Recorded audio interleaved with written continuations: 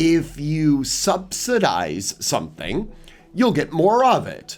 Just as equally, if you tax something, you'll get less of it. So the different legislatures, specifically California and now New Mexico, are looking at putting on an 11% excise tax on firearms, frames and receivers, right?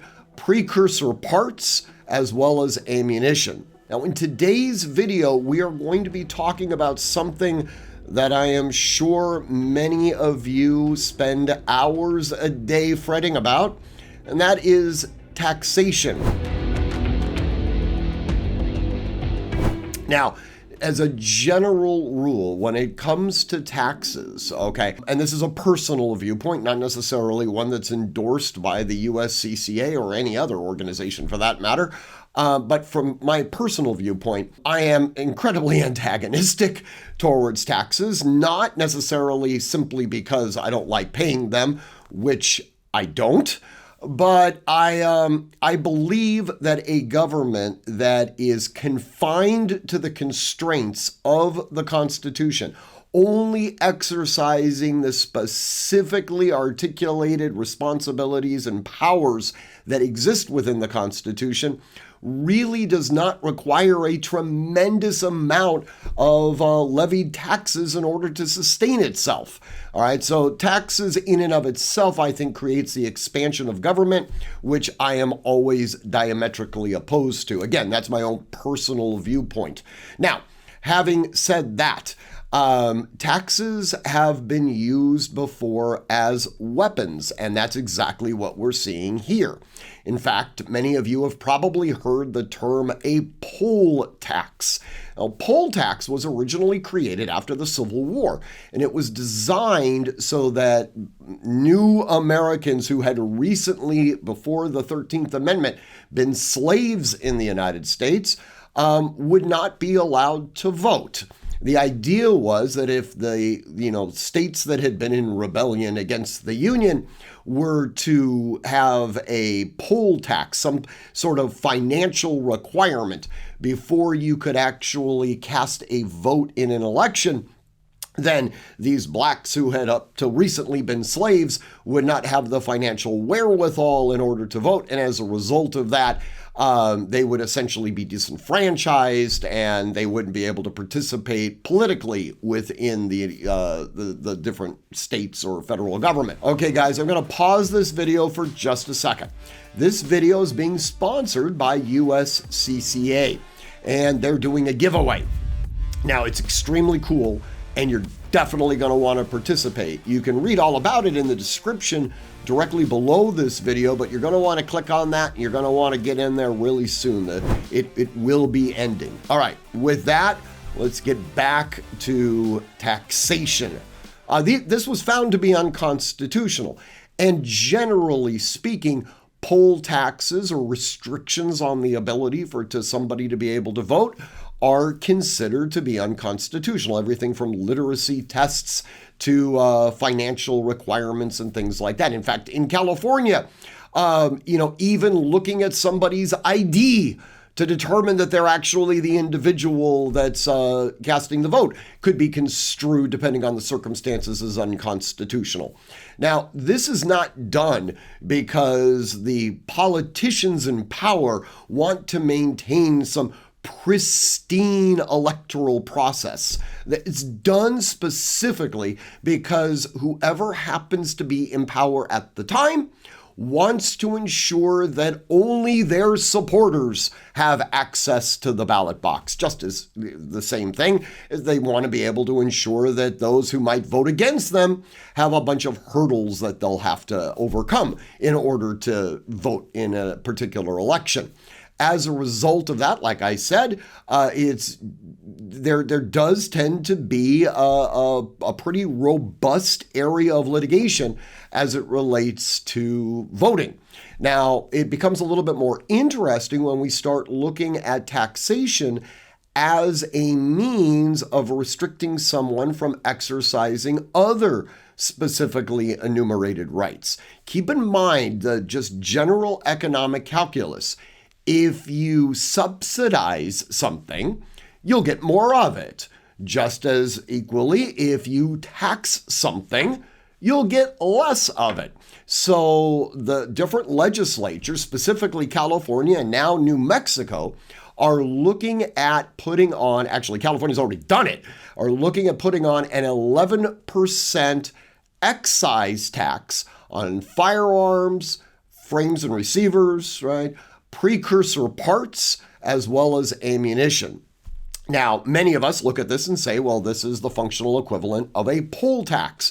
And that will be the chief legal argument as these laws are, litigated against. What's interesting, though, and what makes this a little bit more complicated is that really for over 100 years, we've been paying a tax on our firearms.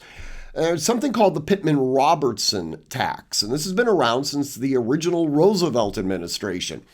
Every manufacturer of a firearm pays a tax to the federal government at the point that that firearm has its first commercial transaction, usually to a distributor or to a gun store to ultimately be sold.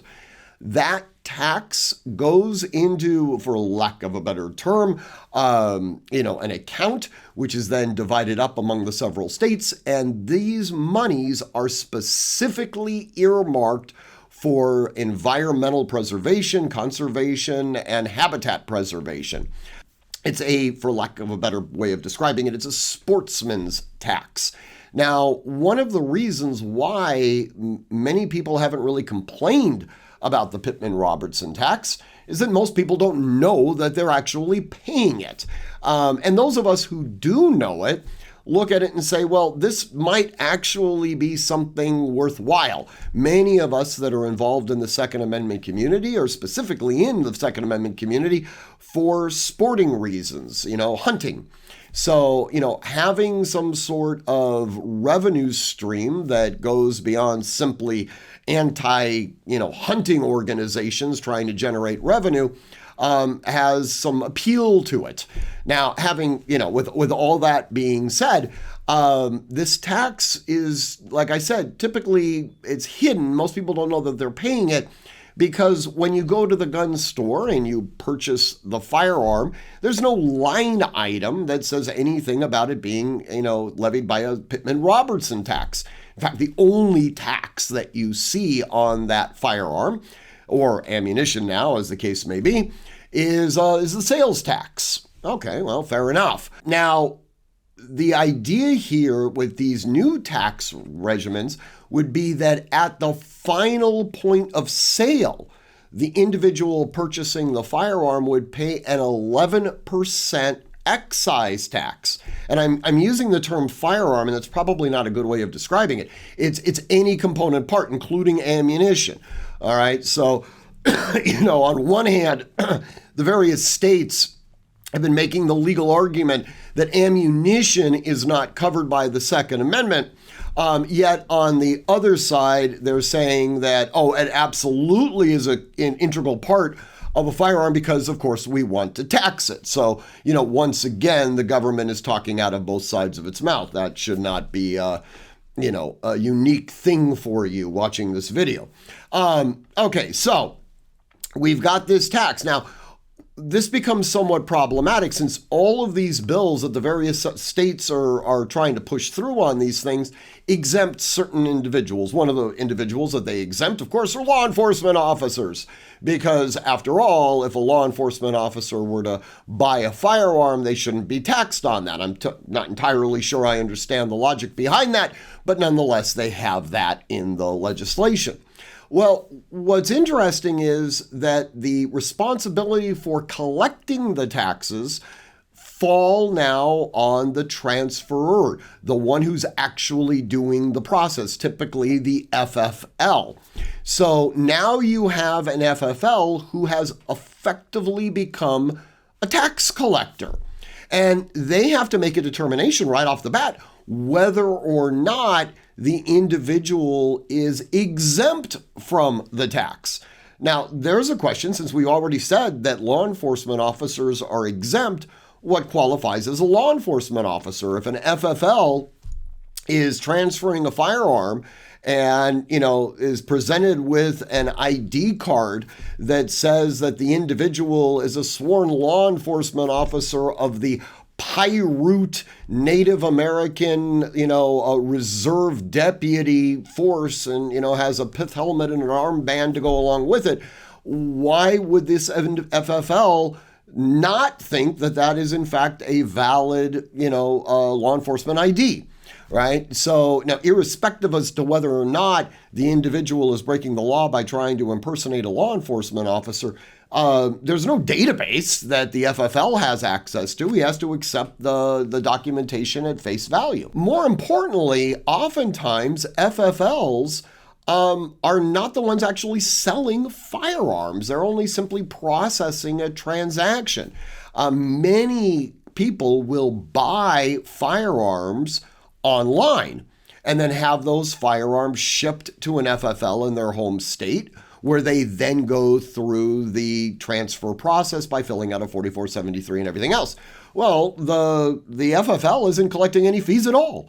After all, the fees were collected at the point of sale, which happened in some foreign state. So, a lot of this is going to be extraordinarily problematic for FFLs to administer. It's going to absolutely create a chilling effect, but more importantly, it's going to limit the demographics of who has access to firearms. A firearm that somebody can barely afford at 11% excise tax may actually push it outside the ability for them to be able to actually acquire it, and therefore their civil rights are being violated. Again, this will be challenged, and it's going to be fascinating to see what the state's argument is that they feel that they have the right to use taxation in order to regulate a specifically enumerated right. I mean, they would have an extraordinarily difficult time saying that if you want to go to church, you have to pay the state an 11% excise tax on whatever dollars, say, you've tithed to the church. That would clearly be found to be in violation of the First Amendment. But as we've stated before, states do not seem necessarily obligated to follow the Second Amendment. All right, with that said, this is obviously in flux, and we'll have to see what ultimately happens with this. As always, if you need to contact me, by all means do so at stephen@artemishq.com. And as always, train constantly, train consistently, train repetitively, and train with purpose. Above all else, stay safe. Before you go, you just missed one of our best videos that got over 500,000 views. Click right here to watch it now.